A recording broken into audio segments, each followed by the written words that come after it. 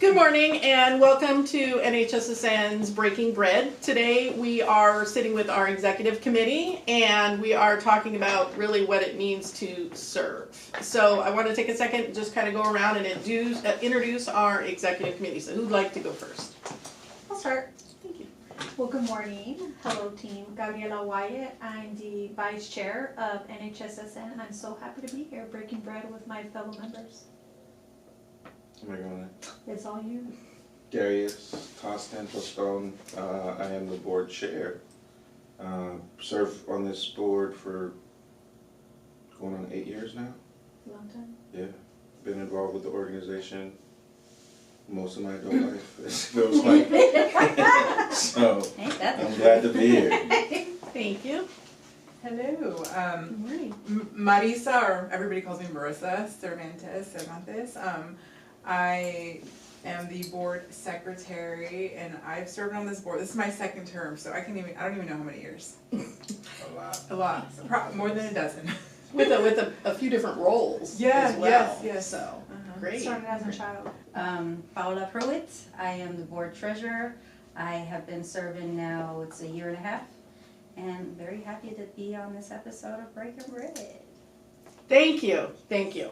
So we're going to start by talking about your leadership journeys and really deeper what it means to serve. And so that's kind of the flow of today's conversation. So I'm going to start it off by saying, in your eyes, what is the difference between a nonprofit and a for-profit, in your opinion? And anybody can answer this. So who'd like to take the first spin at that one? The difference is how you pay taxes.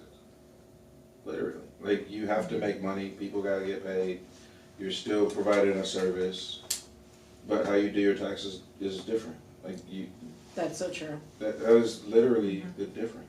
And a lot of people don't know that. Like when I talked to people about serving and what I do in the capacity of what I do, I tell them all the time. I said a nonprofit is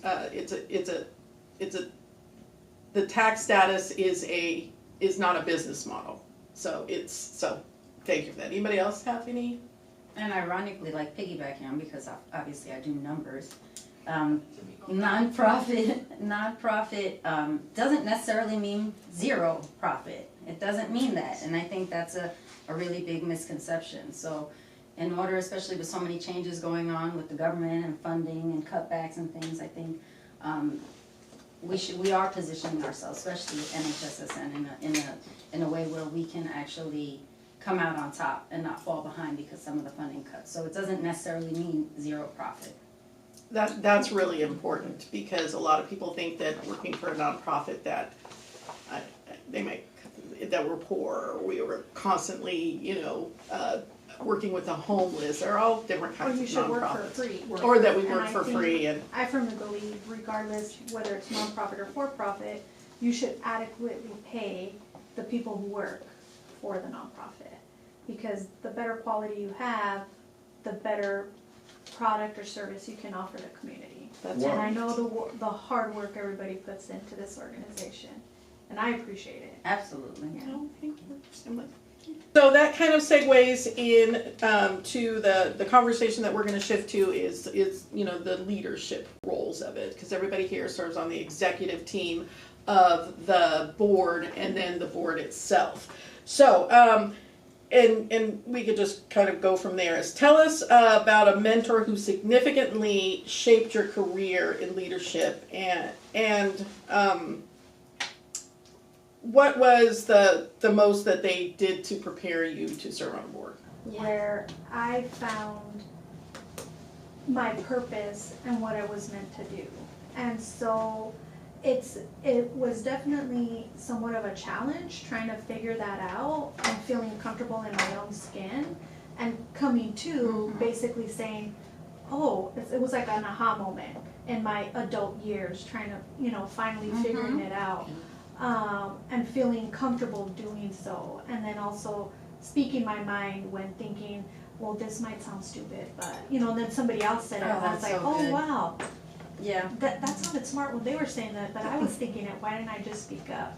And just being much more vocal about what I feel should be done and how it should be done, and really kind of participating in that. But I think the biggest thing is really having that purpose, and you can't put a dollar sign behind purpose. It doesn't matter what's going on. If it's coming from within, you're willing to step into that leadership role. I like that. And it's That is usually, great. and it is not easy, Mm-mm. you know. I can piggyback off of that because I remember, like I said, I've been so fortunate that I have been able to glean off of so many people. There's, 51 years old, at some point you gotta be able to glean off of somebody.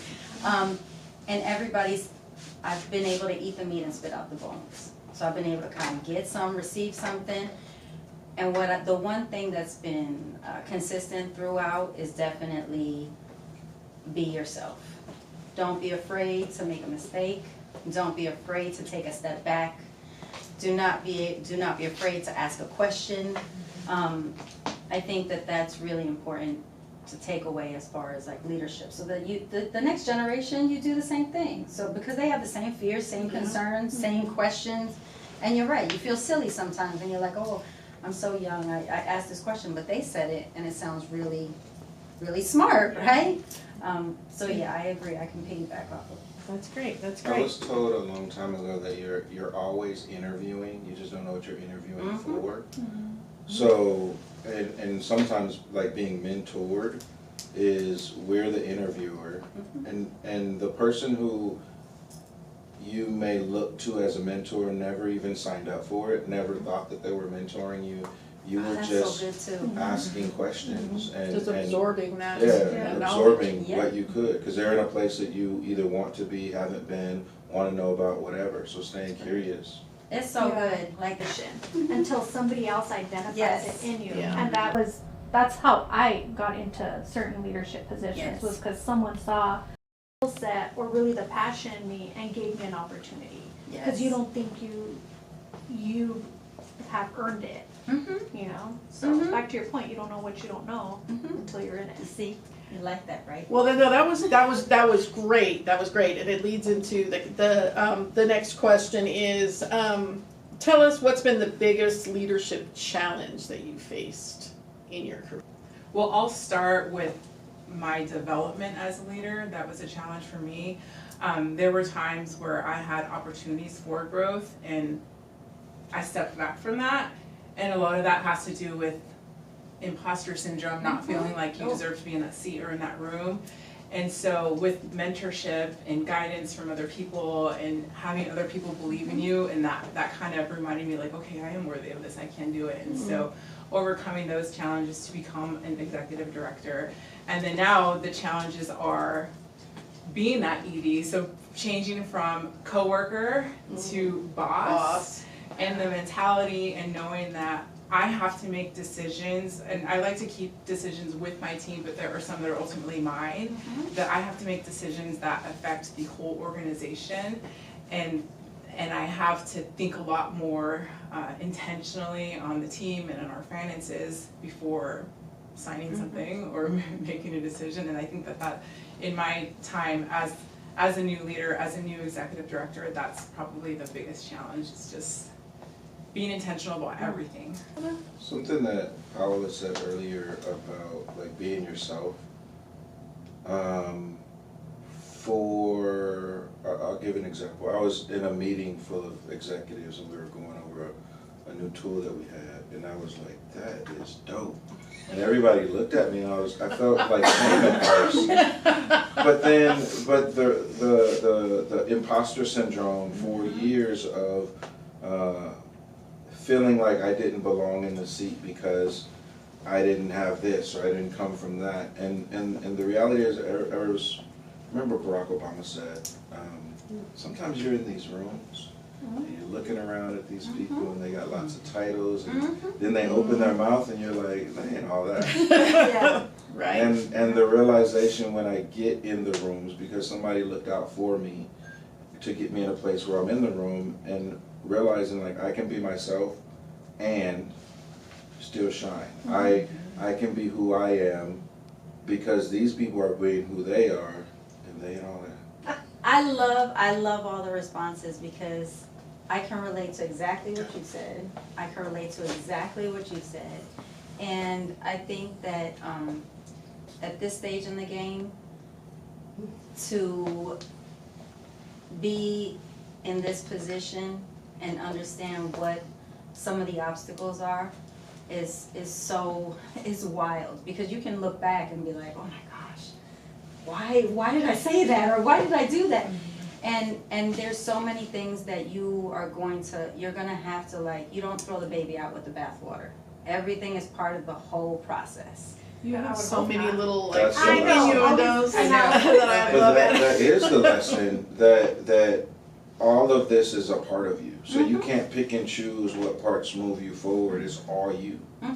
The conversation is great because it's segueing into more of what I'm talking about. So, what is one professional risk that you took that ended up being worthwhile? Right, that's a tough I one. mean, I'll just say, going back to my transition into leadership, one big risk that I took was changing jobs. And when a previous job I was at, I was in an executive level position, and then I moved on to another job that was actually lower pay, lower position, and it was a huge change, but then I worked my way up in a year and a half to executive director. So I just feel like Darius said, sometimes you gotta start at those small, To move to and move start and then smaller. start smaller, and here we are today. And I just, somehow the universe works in the way it works, because I've had multiple executive director, CEO positions almost offered to me, and because of my fears and whatever, I declined. And just me having to start all over proved to myself that it worked, and it was a risk worth taking.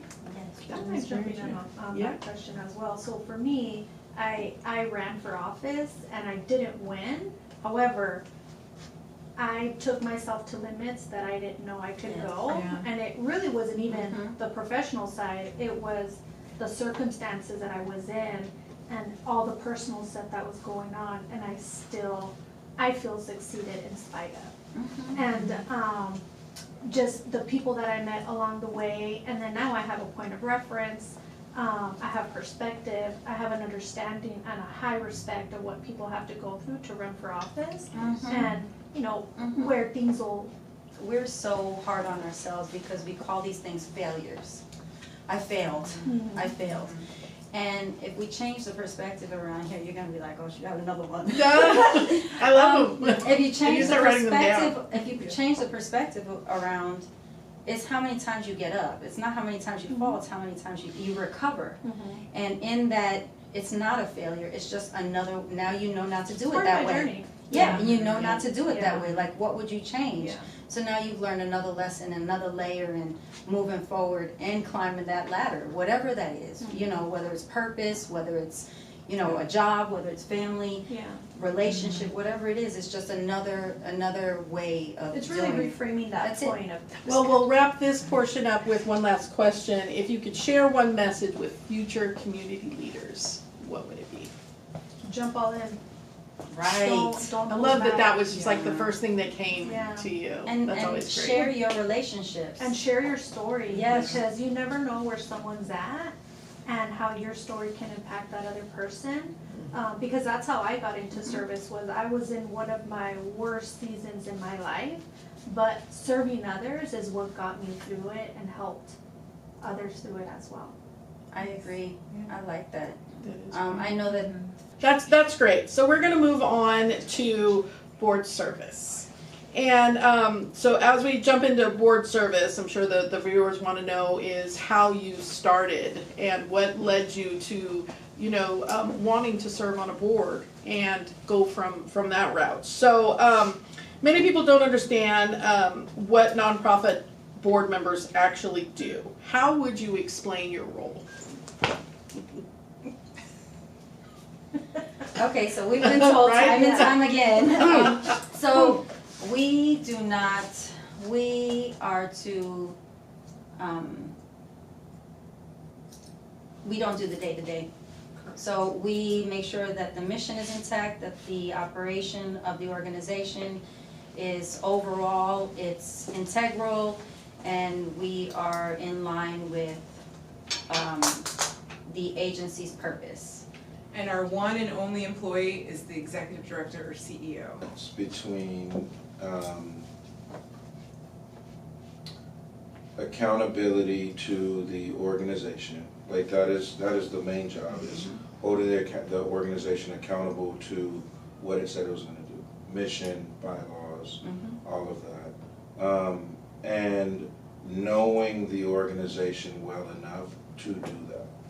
And I think oftentimes, I'm not speaking about here specifically, but other boards that I sit on, people want to get involved and they want to volunteer, like that's a desire, but they don't really want to do the work.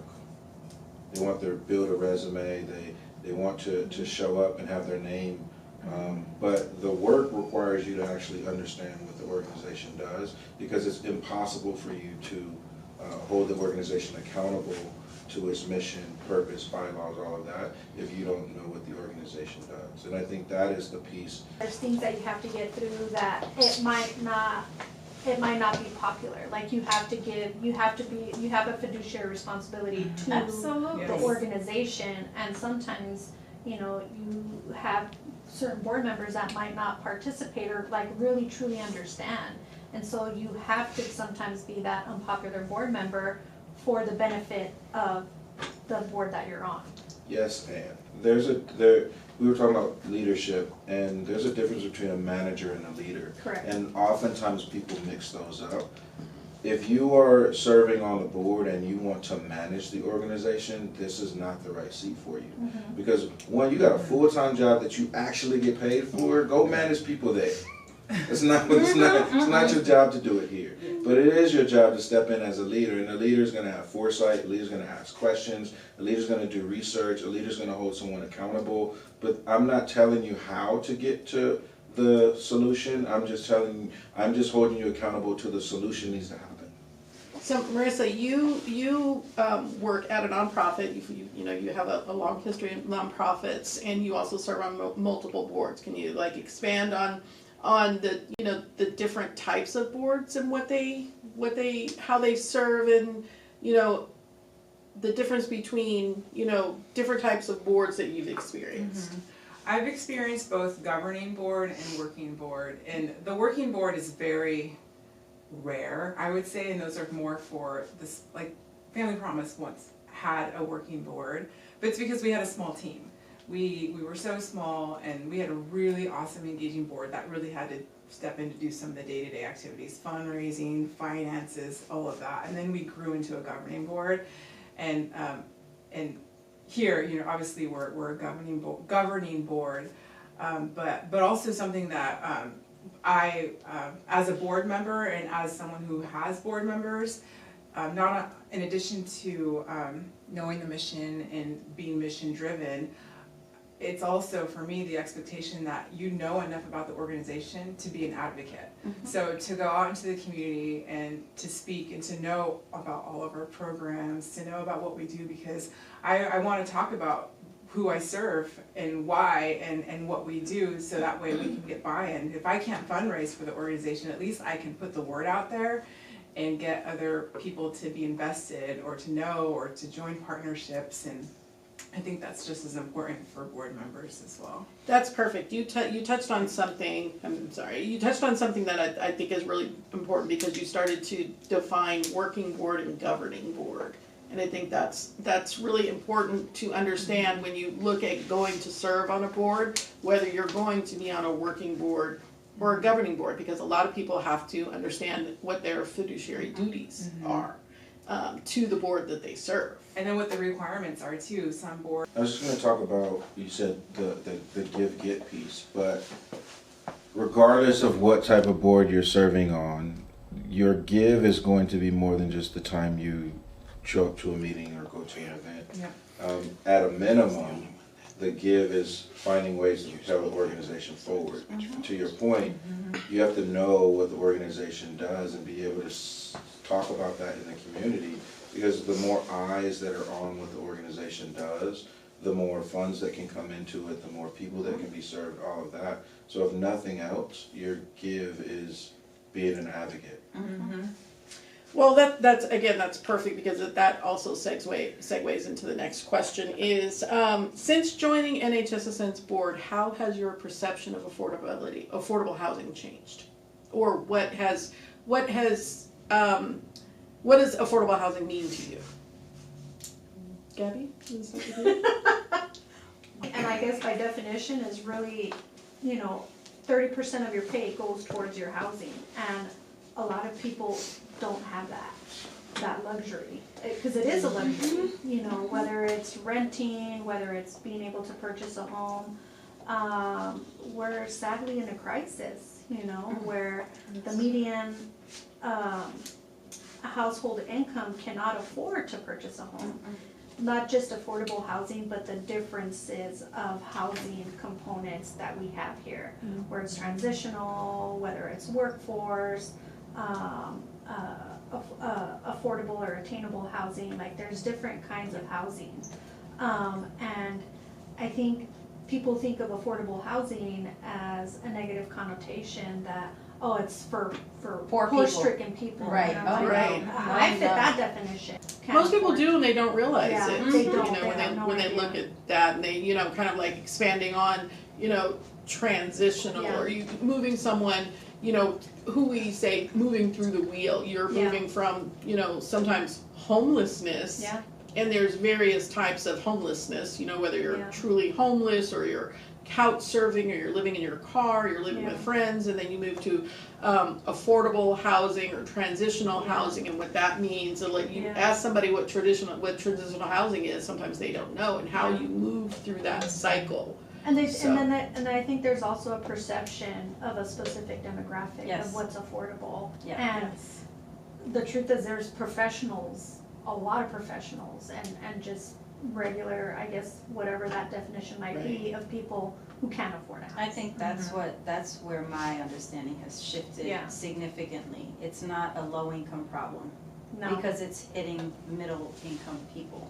Yeah. So it's about affordability and the lack thereof.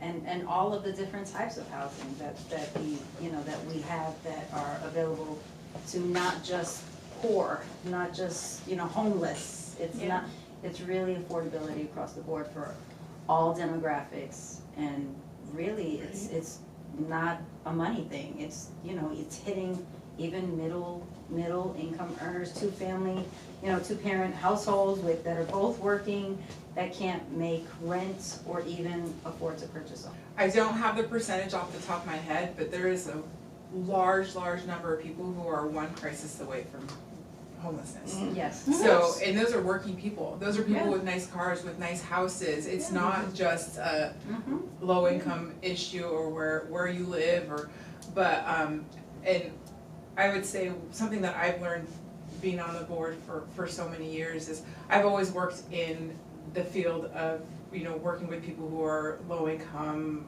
food insecure, housing insecure, all of that. So I've seen that and I understand the need and how it's grown. But something that I've learned being here with NHSSN is that affordable and attainable housing can be dignified. It can be yes. beautiful. It can be. It I doesn't have to agree. be a slum. I agree. It's the units that we have and the care that we provide, and they're beautiful. They're beautiful. And I remember doing my first tour, and I'm like, oh my god, this is nicer than my apartment when I had a condo. And what you provide to the community, because they deserve it. Just because someone Absolutely. is quote unquote low income, above or below, or right at AMI, like they still deserve a home to be Right. proud of. Yeah. So you Something should that's beautiful. Low Yes. income does not mean slums or Exactly. ugly or anything.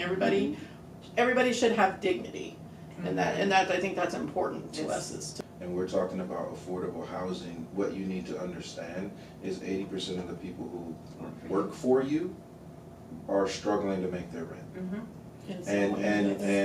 And when they can't make their rent, the tunnel vision that they're in around the scarcity of assets has them perform worse at work. Like all of the things that are triggers and fallouts from the one thing, the one place that all of us want as security. That one place, when it starts to fall apart, it impacts everything. So if you you are an employer and you want to make sure your employees are showing up to work, because if I can't pay rent, I may take the money from the car note to pay the rent, now I can't get to work. Like, all of these things are things that people have to cycle. think about. So it's not just homeless people. It's all the way to the president where this needs to be thought about, because it impacts everyone in some way, shape, or form.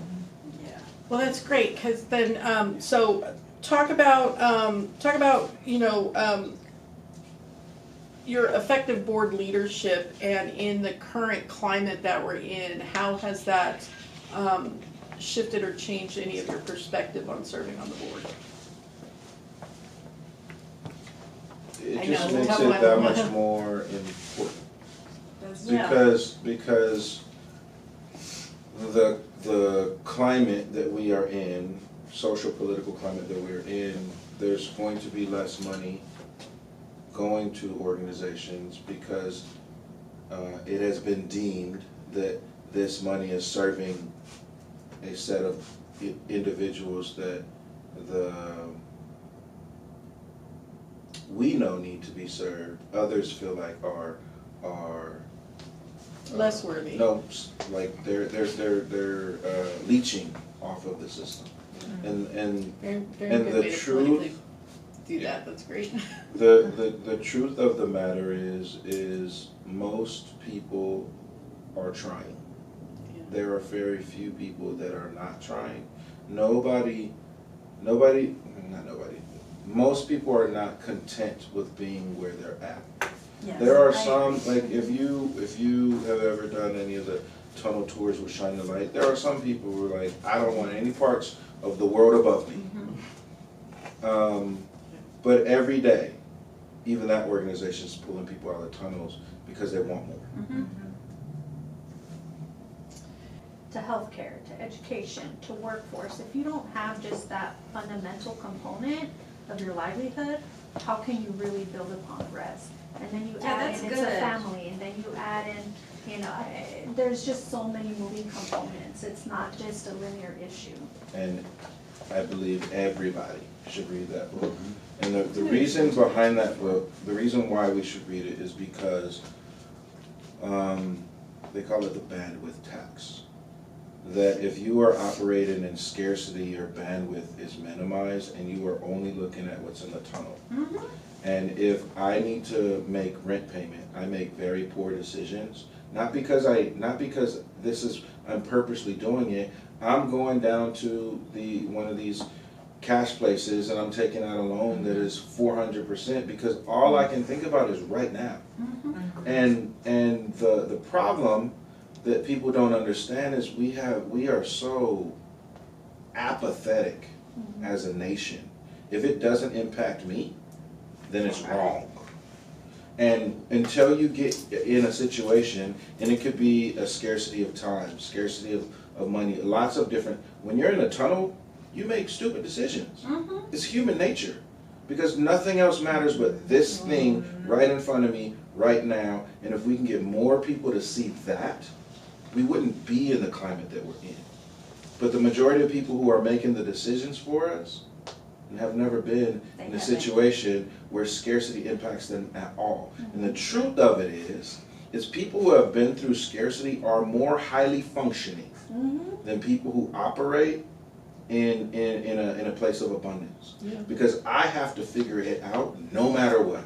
I have to tap into resources. I'm looking at all the different ways to get to this resolution. Whereas if you live in abundance, I can just go to the bank and I'll resolve it. There's that safety net there Yes. that you don't have. Operating- That you're constantly in survival mode. mode.